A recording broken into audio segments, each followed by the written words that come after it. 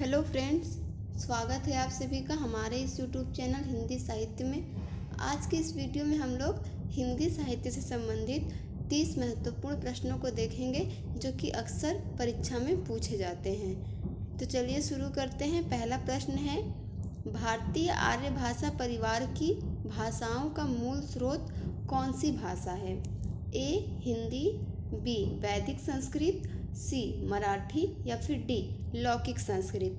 तो फ्रेंड्स, इसका right answer हो जाएगा ऑप्शन नंबर बी वैदिक संस्कृत। वैदिक संस्कृत जो है वो सभी भारतीय आर्य भाषा परिवार की भाषाओं का मूल स्रोत है, वैदिक संस्कृत। अगला प्रश्न देखते हैं, तमिल, तेलुगु, कन्नड़ और मलयालम भाषाएं किस भाषा परिवार से संबद्ध हैं?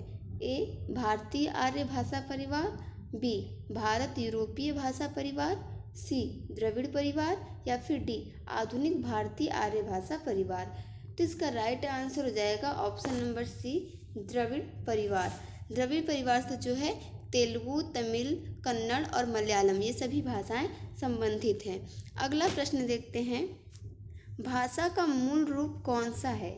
ए लिखित रूप, बी मौखिक रूप, सी मानक रूप या फिर डी साहित्यिक रूप। तो फ्रेंड्स, इसका राइट आंसर हो जाएगा ऑप्शन नंबर बी, भाषा का मूल रूप मौखिक होता है। अगला प्रश्न देखते हैं, खड़ी बोली हिंदी का साहित्यिक रूप किस शताब्दी में विकसित हुआ? ए 18वीं शताब्दी, बी 17वीं शताब्दी, सी 19वीं शताब्दी या फिर डी 16वीं शताब्दी। तो इसका राइट आंसर होगा ऑप्शन नंबर सी 19वीं शताब्दी में खड़ी बोली का हिंदी का साहित्यिक रूप विकसित हुआ। अगला प्रश्न देखते हैं, हिंदी को भारतीय संविधान में संघ की राजभाषा के रूप में कब मान्यता मिली? ए 14 सितंबर 1949 को, बी 14 सितंबर 1948 को, सी 14 सितंबर 1953 को या फिर डी 14 सितंबर 1950 को। तो फ्रेंड, जैसा कि आप देख रहे हैं सभी में तारीख सेम है, यानी कि 14 सितंबर दिया हुआ है, लेकिन सन अलग है। तो इसका मतलब हमें जो है कि डेट और सन दोनों ही याद रखने पड़ेंगे। तो इसका राइट आंसर हो जाएगा ऑप्शन नंबर ए 14 सितंबर 1949 को हिंदी को संघ की राजभाषा की मान्यता मिली। अगला प्रश्न देखते हैं, आचार्य महावीर प्रसाद द्विवेदी ने किस पत्रिका के माध्यम से खड़ी बोली हिंदी को परिष्कृत और परिमार्जित करने में महत्वपूर्ण भूमिका निभाई? ए चांद, बी सुधा, सी सरस्वती या फिर डी प्रताप। तो इसका राइट आंसर होगा option number C Saraswati. Mahavir Prasad Dwivedi ने सरस्वती पत्रिका के माध्यम से हिंदी को परिष्कृत और परिमार्जित किया।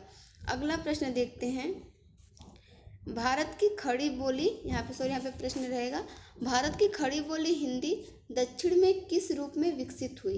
ए द्रविड़ हिंदी, बी दक्कनी हिंदी, सी दक्कनी उर्दू या फिर डी परिनिष्ठित हिंदी।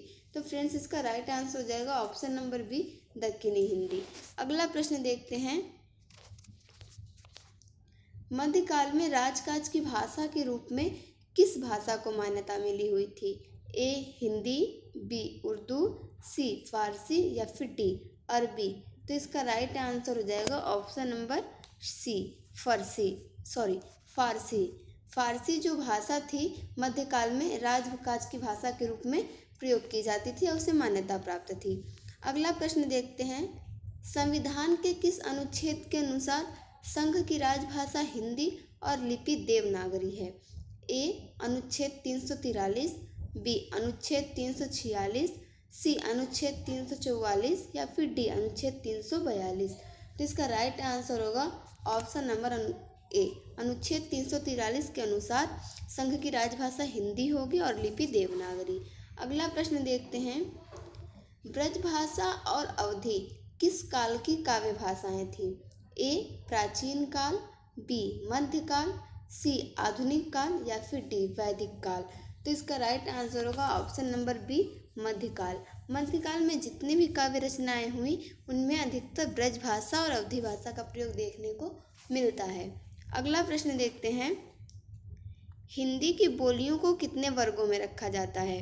ए 3, बी 4, सी 5 या फिर डी 8। तो इसका राइट आंसर हो जाएगा ऑप्शन नंबर सी 5। हिंदी की बोलियों को कुल 5 वर्गों में रखा जाता है। अगला प्रश्न देखते हैं, बुंदेली और कन्नौजी बोली हिंदी के किस उपभाषा वर्ग की बोलियां हैं? ए पूर्वी हिंदी, बी पश्चिमी हिंदी, सी राजस्थानी या फिर डी पहाड़ी। तो इसका राइट आंसर हो जाएगा ऑप्शन नंबर बी पश्चिमी हिंदी।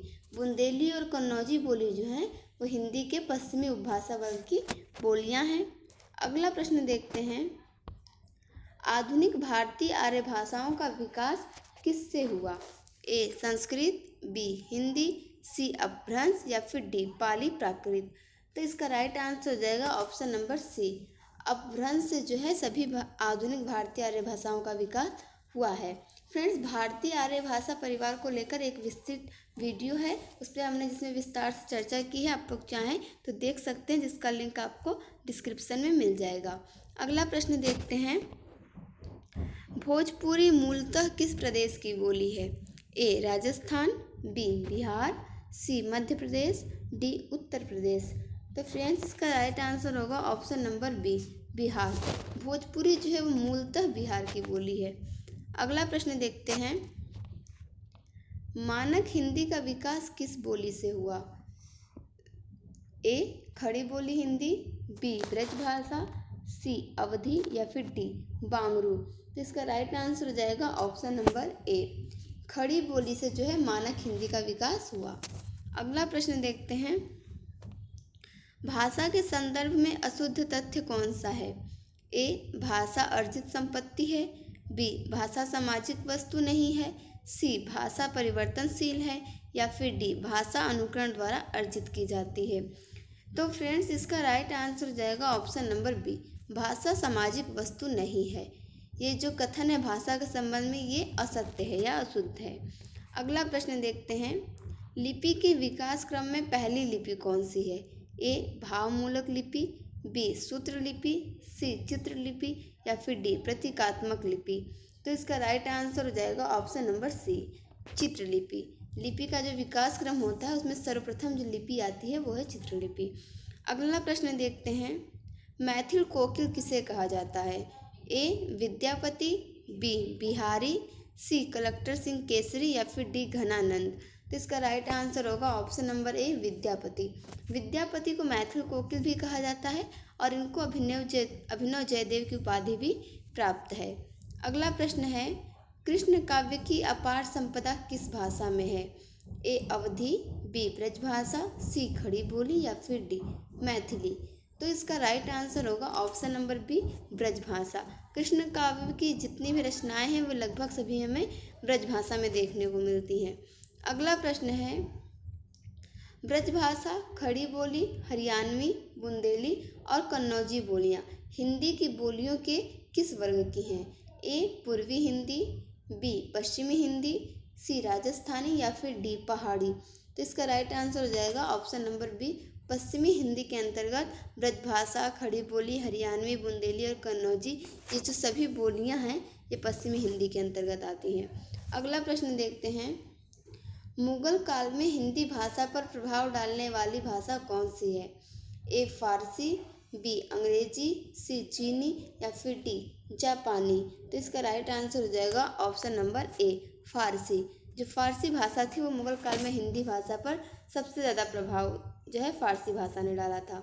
अगला प्रश्न है, इन लिपियों में से कौन सी लिपि पहले उर्दू लिपि की भांति दाएं से बाएं लिखी जाती थी? ए ब्राह्मी लिपि, बी खरोष्ठी लिपि, सी चित्र लिपि या फिर डी सूत्र लिपि। तो फ्रेंड्स, इसका राइट आंसर हो जाएगा ऑप्शन नंबर बी खरोष्ठी लिपि जो है वो दाएं से बाएं लिखी जाती थी। अगला प्रश्न देखते हैं, देवनागरी लिपि में हिंदी के अतिरिक्त और कौन सी भाषा लिखी जाती है? ए तमिल, बी बंगला, सी पंजाबी या फिर डी मराठी। तो इसका राइट आंसर होगा option number D Marathi. Marathi भाषा जो है वो भी देवनागरी लिपि में लिखी जाती है। अगला प्रश्न हम लोग देखते हैं, मेवाती और हाड़ौती बोलियां हिंदी के किस वर्ग की बोलियां हैं? ए पहाड़ी, बी राजस्थानी, सी बिहारी या फिर डी पश्चिमी हिंदी। तो इसका राइट आंसर हो जाएगा ऑप्शन नंबर बी राजस्थानी वर्ग की बोलियां हैं मेवाती और हड़ौती। अगला प्रश्न देखते हैं, अधिकतर भारतीय भाषाओं की लिपियों का विकास किस प्राचीन लिपि से हुआ? ए ब्राह्मी लिपि, बी खरोष्ठी लिपि, सी कुटिल लिपि या फिर डी शारदा लिपि। तो इसका राइट आंसर होगा ऑप्शन नंबर ए ब्राह्मी लिपि। देखिए, जितनी भी अधिकतर भारतीय भाषाओं की लिपियां हैं, सबका विकास ब्राह्मी लिपि से हुआ है। अगला प्रश्न देखते हैं, इनमें से हिंदीतर भाषी राज्य कौन सा है? ए उत्तर प्रदेश, बी मध्य प्रदेश, सी बिहार या फिर डी महाराष्ट्र। तो इसका राइट आंसर जो है ऑप्शन नंबर डी, महाराष्ट्र जो है वो हिंदीतर भाषी राज्य है। अगला प्रश्न देखते हैं, संविधान के अनुच्छेद 343(2) के अनुसार संघ सरकार के कार्यों में अंग्रेजी का प्रयोग जारी रखने की व्यवस्था कब तक के लिए की गई है?